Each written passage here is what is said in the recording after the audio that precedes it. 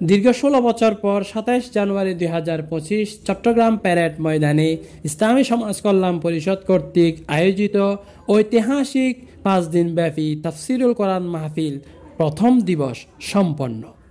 সন্ধ্যা 6টায় বাংলাদেশ জামাত ইসলামী চট্টগ্রাম মহানগরীর সেক্রেটারি অধ্যক্ষ নুরুল আমিনের সঞ্চালনায় মাহফিলের কার্যক্রম শুরু হয়।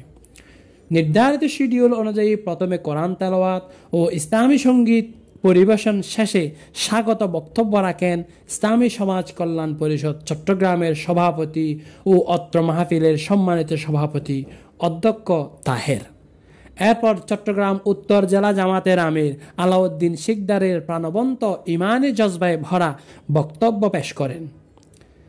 আল্লামা দেলাওয়ার হোসেন সাইদি ও ইসলামী সংস্কৃতিকে বিস্ময় ছড়িয়ে দেয়া স্পন্দন অডিও ভিজুয়াল সেন্টারের স্বত্বাধিকারী সাইফুল্লাহ মনসুরও সামান্য স্মৃতিচারণ করে চমৎকার একটি ইসলামী সঙ্গীত পরিবেশন করেন।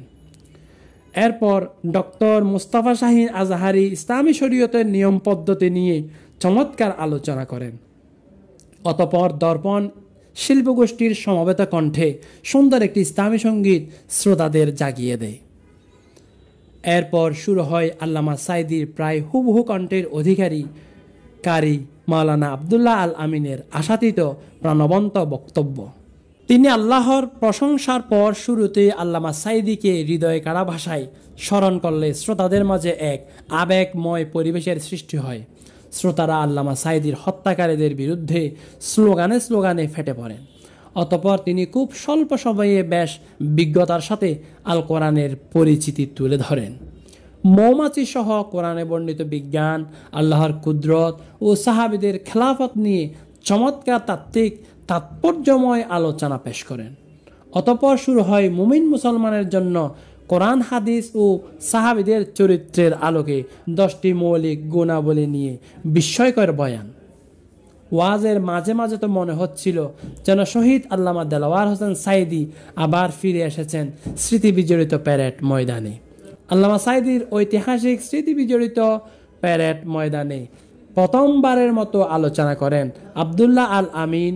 যতটুকুন করেছেন এটিকে আল্লাহর বিশেষ অনুগ্রহ মনে হয়েছে। বিশেষত আলোচনার শেষে তিনি ছোট্ট অথচ হৃদয়গ্রাহী ভাষায় যে মোনাজাতটি করেছেন সেটি মকবুল দোয়া মনে হয়েছে। সবচেয়ে বড় কথা হলো কানায় কানায় ভরা প্যারেড ময়দানের লক্ষ লক্ষ জনতাকে শেষ পর্যন্ত তিনি ধরে রাখতে পেরেছেন। এছাড়াও অতীতের তুলনায় আয়োজনটি আরও আধুনিক ও উন্নত ব্যবস্থাপনায় হয়েছে বলে মনে হয়। হে আল্লাহ, ঐতিহাসিক মাহফিলটি শেষ পর্যন্ত সুসম্পন্ন করতে তোমার কুদরতি হাতে ব্যবস্থা করুন।